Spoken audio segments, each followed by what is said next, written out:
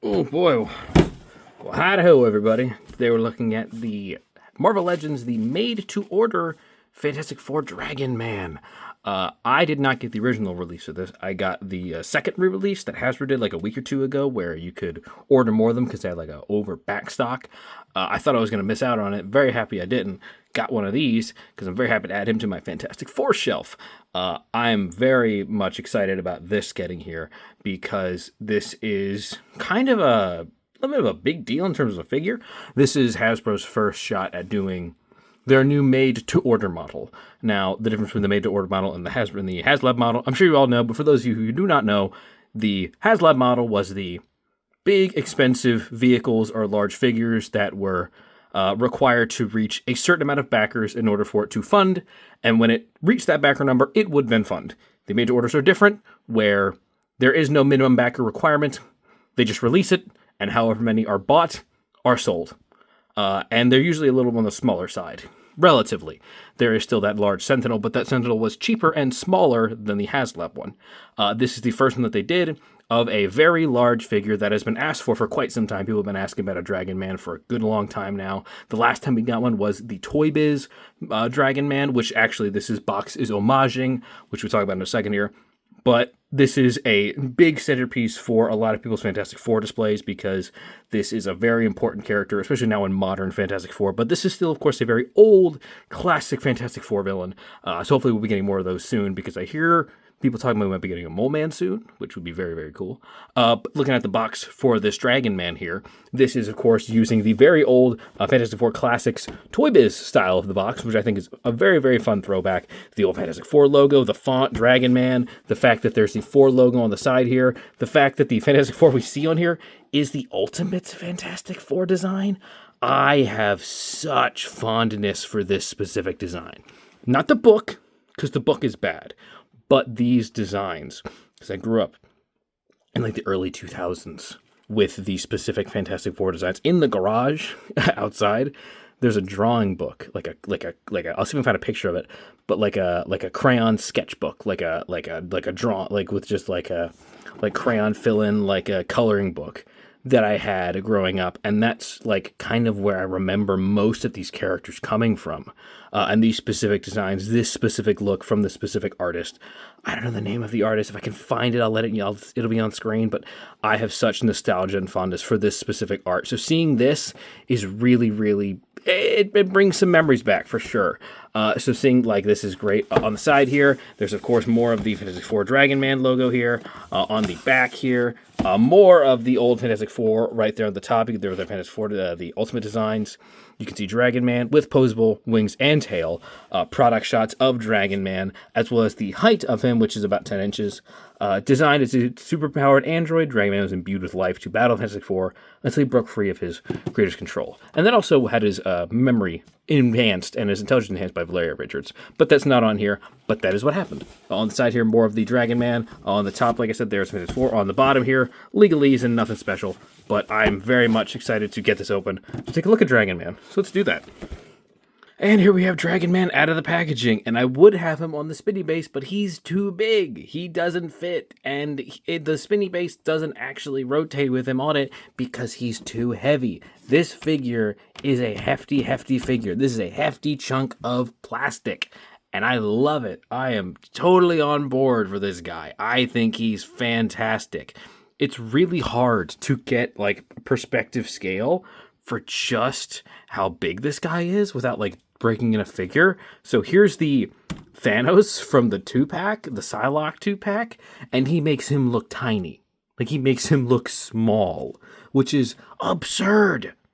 I mean, here he is next to Breaker from the G.I. Joe Classified line, and Breaker looks minuscule. He looks so tiny. This figure is gigantic. And I love it. I'm totally here for it. It's perfect. Exactly what we wanted, especially because we could have him fight someone like the Thing. Now, Dragon Man first appeared in Fantastic Four number 35 from 1964, I want to say. And it was created by Stan Lee and, of course, Jack Kirby because they were running Fantastic Four at the time. And the origin for him is a little complicated and a little weird. He's a robot who was built by a scientist in ESU, I want to say, and he, like, the scientist was obsessed with, like, robots and dinosaurs and dragons, wanted to make it, like, his own dragon warrior, and eventually it, like, became self-aware and, like, turned on him because he was being manipulated by a Fantasy 4 villain named Diablo, and then eventually Dragon would develop, like, would fall in love with him as a woman, and then, like, because it was a Fantasy 4 of the 60s, so every single villain had to fall in love with Sue. All of them did that. It's really annoying. Those early books are hard to read, but, like, all of that happened, and then he kind of disappeared and then shows back up every once in a while for a good long time, just kind of like a generic monster for people to fight, just to see how strong they are. If they beat Dragon Man, as a sign of being really cool and powerful. And then eventually, there's some stuff in the set that actually talks about that a little bit. Eventually, he became intelligent because Valeria Richards, Sue and Reed's daughter, built a brain for him, a highly intelligent brain. And he became a super genius who would then, associate with the future foundation and kind of protect them and take care of them because they're all children. So that's a big feature of this. He actually comes with the tiny little glasses he has in a little Future Foundation book. It's very cute. I love it. I'm very happy about it. But this guy, just as a figure, too large. He's too big. He's enormous. I have no idea where I'm going to put him. But I love it. I think it's fantastic. This guy is great. I love the look of this Dragon Man so much. Just like, if I could bring him in a little closer here.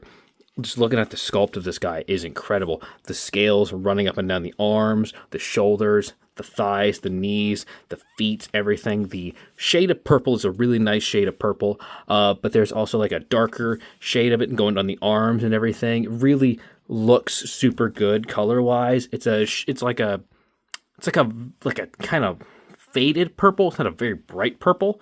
It's like kind of like the same purple of Thanos's like face, but like a little darker in a way that I think works. It's kind of scary. He kind of looks like a gargoyle from the show Gargoyles, and I like that. I think that's really good. I love the whole look of this. The wingspan on this is incredible. This is just one of the sets of wings because he has another set, but this is the one that I had on him at the moment. The wings are really good. The shade of orange on them, like you can look onto his eyes. If I can pull him down, actually, hang on. I probably should do the opposite and pull the camera up because you can see the shade in his eyes, like the kind of yellow with the red and everything, the black wash going through the nose, the beak and the brow, and everything works really good. You open his mouth up because his mouth is open. You can see his like yellow, creepy teeth and his big tongue, which, by the way, if he's like a bird or like a dragon thing, he has a beak. Why does he have teeth? I thought that like the two were mutually exclusive. I could be wrong, but I thought they were like mutually exclusive. I thought you couldn't have teeth if you have a beak. But hey, what do I know? I'm not an ornithologist. But I love the look of this guy. I also love he's got his dorky little trunks on because he's an old 60s villain. And they all have dumb little trunks to add some color to separate the area and also to hide his indecency. But I love that look. I think it's great. Spinning around on the back here, the wingspan is enormous on this. Just this set of wings is great. I love it. You can see even more of the scale detailing running down his back and on his tail. And his tail pops in, and it is a bendy wire tail. Not as bendy as I would have liked, but it does give you enough bend for you to effectively treat it as a stand. Because this guy is very big, and he's very front heavy. So having the tail act as a bendy wire, act as a stand, helps a lot. Because I was like, I don't even know how I'm going to have this guy stand up because he's too heavy. But the tail actually does a really good amount of the work to keep it from falling over.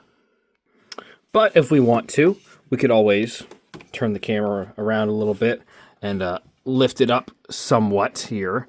So we can take these wings off to pop in the other set of wings he has, which these wings are more closed in, a little less out there, a little more, I guess you could use this better to, keep him a little tighter on the shelf display if space is a problem, which, I mean, I understand if it would be, because this guy is egregiously sized. But the wings here are a lot smaller, not to say they aren't big, because they are big wings, but they are smaller, which gives you more place to move them, a place to hide them around here a little better. They're also a different color than the other set of wings. These wings are solid purple all the way around, These are solid purple. There's a little bit of a fade effect whenever the top there. You can kind of see that. But they are solid purple. And I think that is intentional because I think that that is designed to look like certain designs of Dragon Man, because sometimes his wings do have the, the color effect on the inside here of the, the orange and everything. Very cool, though, that he has, like, the hand, like the 5 fingers that, like, a bat would have for the wings, even though his hands are right here, but whatever. I think this is intentionally designed to, look like those other designs of Dragon Man, where it's just solid purple all the way through. And I like that. I think that works well. So the wings here work great if you're looking for something a little tighter or perhaps a little calmer, because you can take these tiny little reading specks, little fancy little reading specks, and stick them up here and wedge them between his nose, tilt his head up a little bit, and he's got his little reading specs on. So that way he can look at the book that he comes with, which is just Future Foundation.